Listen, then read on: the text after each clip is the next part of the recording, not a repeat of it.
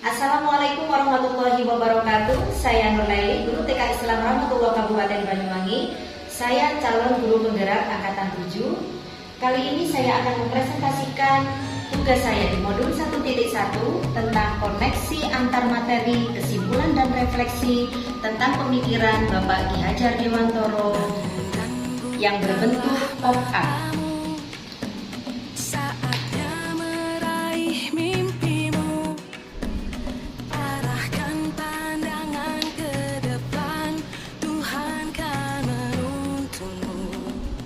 Tugas modul 1.1 koneksi antar materi, kesimpulan dan refleksi pemikiran Ki Hajar Dewantoro.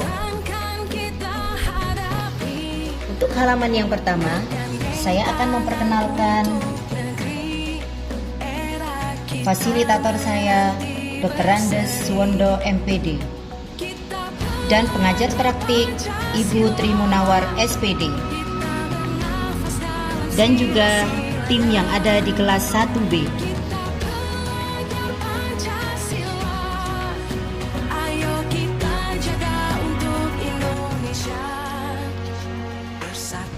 Pada halaman selanjutnya, saya menjelaskan tentang filosofi pendidikan Bapak Ki Hajar Dewantoro.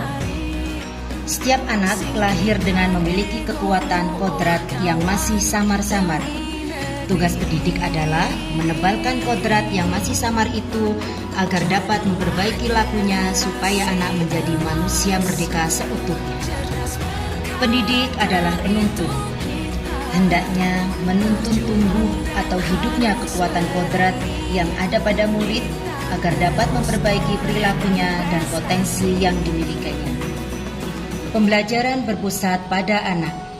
Pendidikan yang menghamba pada siswa artinya fokus memberikan kebebasan untuk tumbuh dan berkembang sesuai kekuatan kodratnya masing-masing dengan tetap mendapat tuntunan dan arahan dari guru sebagai pamong. Penumbuhan budi pekerti. Budi pekerti merupakan keselarasan antara cipta, rasa, karsa, dan karya. Keselarasan hidup anak dilatih melalui pemahaman kesadaran diri yang baik tentang kekuatan dirinya, kemudian dilatih mengelola diri agar mampu memiliki kesadaran sosial, sehingga Bapak Ki Hajar Dewantoro menjelaskan bahwa keluarga merupakan tempat yang utama dan yang paling baik untuk melatih karakter yang baik bagi anak.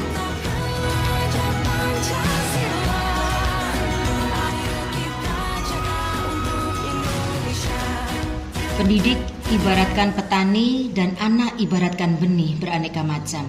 Pendidik hendaknya memahami keanekaragaman yang dimiliki anak dan menuntun tumbuh kembang sesuai kodratnya.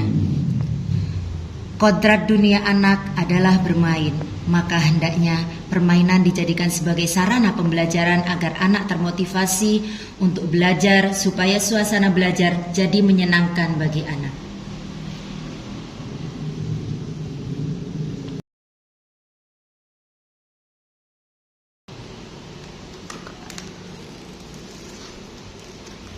Pada halaman berikutnya, saya menjelaskan tentang refleksi pemikiran Ki Hajar Dewantoro tentang pendidikan. Yang pertama, apa yang berubah dari pemikiran Anda atau perilaku Anda setelah mempelajari modul 1.1? Apa yang Anda ketahui tentang siswa dan pembelajaran di kelas sebelum Anda mempelajari modul 1.1? Yang ketiga, apa yang dapat segera Anda terapkan supaya kelas Anda mencerminkan filosofi pendidikan Ki Hajar Dewantoro. Sebelum mempelajari modul 1.1 dan mempelajari tentang filosofi pendidikan yang dikemukakan oleh Bapak Ki Hajar Dewantoro, pola pikir saya sebelum mempelajari modul 1.1 adalah saya menganggap anak atau siswa seperti dalam teori tabula rasa, yaitu seperti kertas yang masih kosong. Yang kedua, kegiatan pembelajaran yang saya berikan kepada anak didik saya adalah pembelajaran yang klasikal, kelompok, dengan metode yang homogen. Kemudian selanjutnya, pembelajaran yang tidak berpusat pada siswa. Saya memberikan pembelajaran kepada anak didik saya sesuai dengan target capaian yang saya inginkan.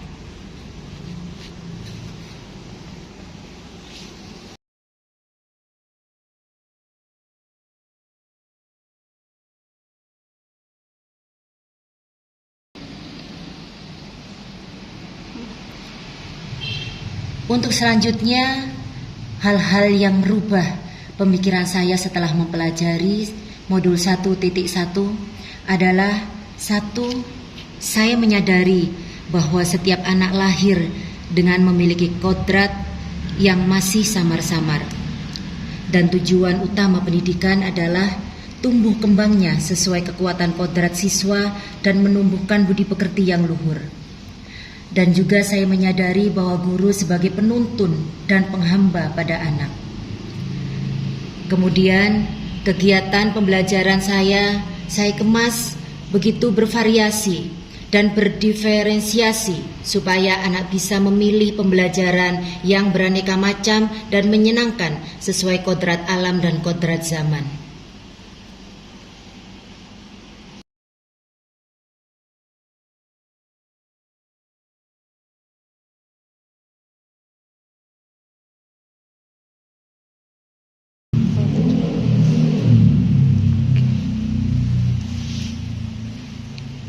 Untuk halaman selanjutnya, saya membahas tentang hal-hal yang harus segera saya terapkan di kelas supaya kelas saya mencerminkan pemikiran Ki Hajar Dewantoro.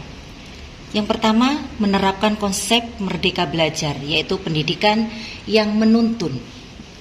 Yang kedua, menginisiasi filosofi pemikiran Ki Hajar Dewantoro kepada rekan sejawat, guru, dan warga sekolah. Kemudian, pembelajaran yang sesuai dengan kodrat alam dan kodrat zaman. Yang keempat, pembelajaran yang mengutamakan tumbuh kembang budi pekerti yang mulia. Dan selanjutnya, saya akan merancang dan melaksanakan pembelajaran berdiferensiasi yang berpusat pada siswa dan memenuhi keberagaman kebutuhan belajar siswa sesuai dengan kodratnya masing-masing. Kesimpulan dari filosofi pendidikan Ki Hajar Dewantoro ini adalah: yang pertama, menumbuhkan budi pekerti yang baik dan seimbang hendaknya menjadi tujuan utama dalam proses pendidikan. Untuk yang kedua, pendidikan hendaknya berpusat kepada siswa dengan menerapkan sistem among ing ngarso sung tulodo ing madya mangun karso tutwuri handayani.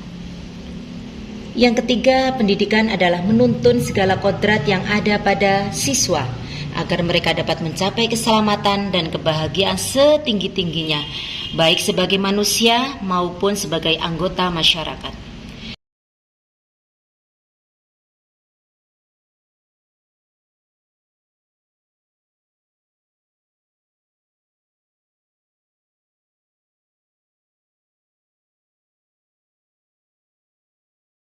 Demikian presentasi saya tentang tugas modul 1.1, koneksi antar materi, kesimpulan, refleksi, dan pemikiran Bapak Ki Hajar Dewantoro. Semoga bermanfaat. Wassalamualaikum warahmatullahi wabarakatuh.